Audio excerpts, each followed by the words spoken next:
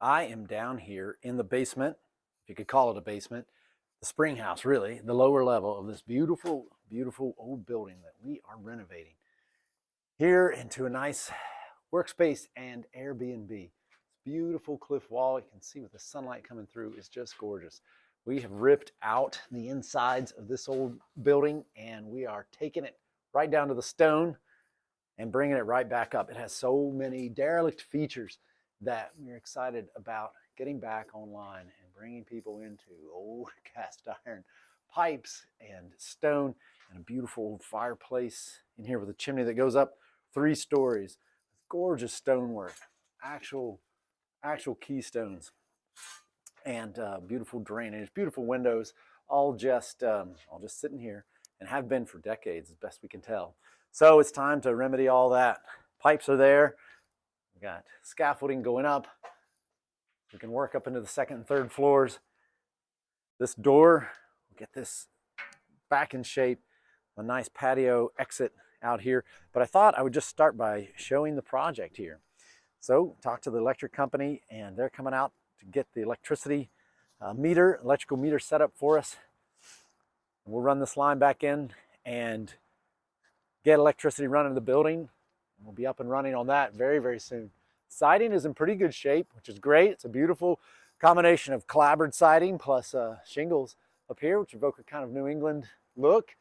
Has generous overhangs in the eaves, which is beautiful, with just a nice touch in the rafters that shoot out over the eaves there. It's just gorgeous, gorgeous work. It's just finely appointed in so many different ways.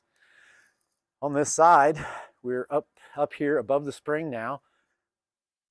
I have my scaffolding out so I can get the siding back on here. This siding was just old and rotten and it's about as green as that stone is right now. So we've got new stuff going in that'll work really, really well here for, we hope, many, many, many, many more decades to come. It's undercover here, but you know it needs to be protected as well. So that's in shape. On the inside, we have this all framed out in a pretty ordinary way, even though there's almost nothing super ordinary about this building. We got insulation, pretty deep wall, pretty deep walls here, so we can run between our studs some good deep insulation. So we'll get R13 plus. There's some stiff foam insulation on the inside, so it'll be nice and warm in here. Windows need to be redone. These go back to, I don't know how old they are. They seem very old, very mid 20th century, honestly. Nice old chimney we saw down in the basement. They're coming straight up through here. So this will be a closet with our hot water heater, big electrical line going through.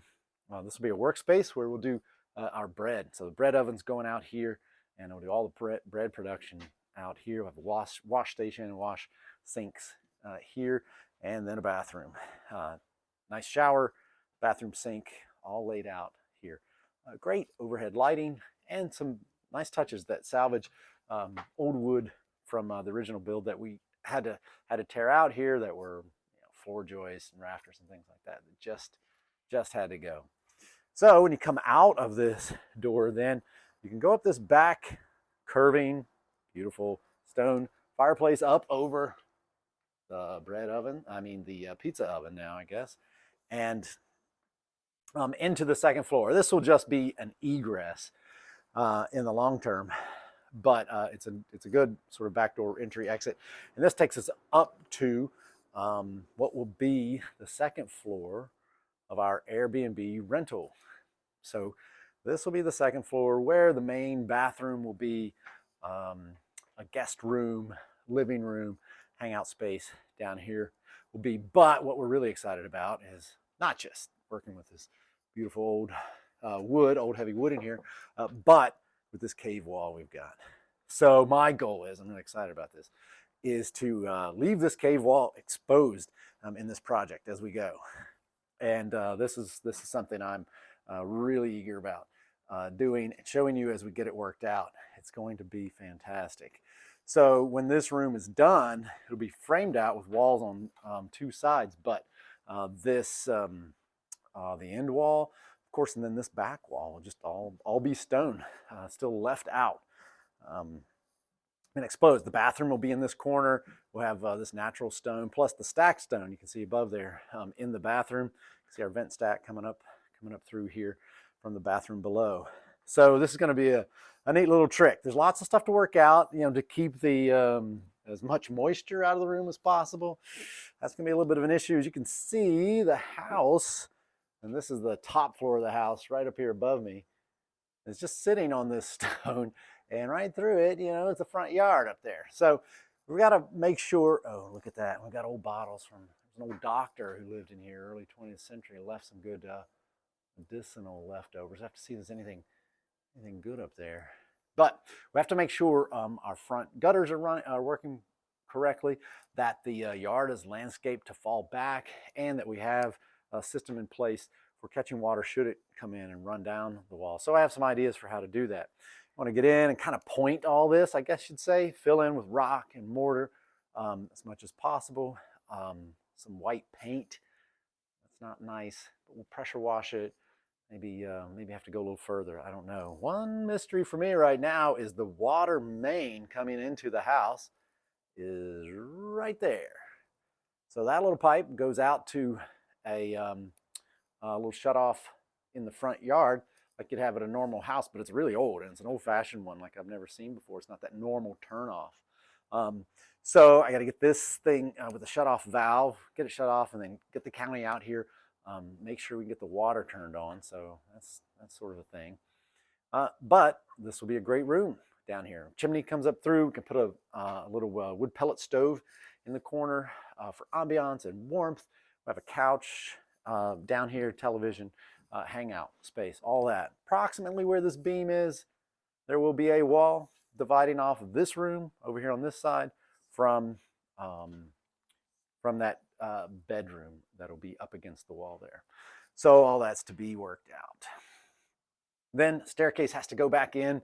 We had a staircase here in this cavity, this little opening that goes up to the first floor, but it was going the wrong way for my taste, so we had to rip it out, and we'll put it back the other direction so you can come down here. A lot of little funky things. It's huge beams. Look at these.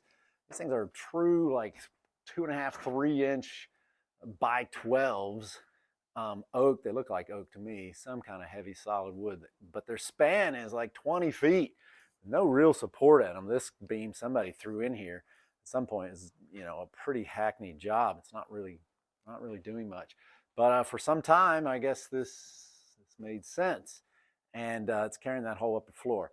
We've got some bows in here, some funky shapes to deal with, but our goal is to get a pretty straight flat ceiling and a much better supported upper floor there once we get everything in place. So that's downstairs.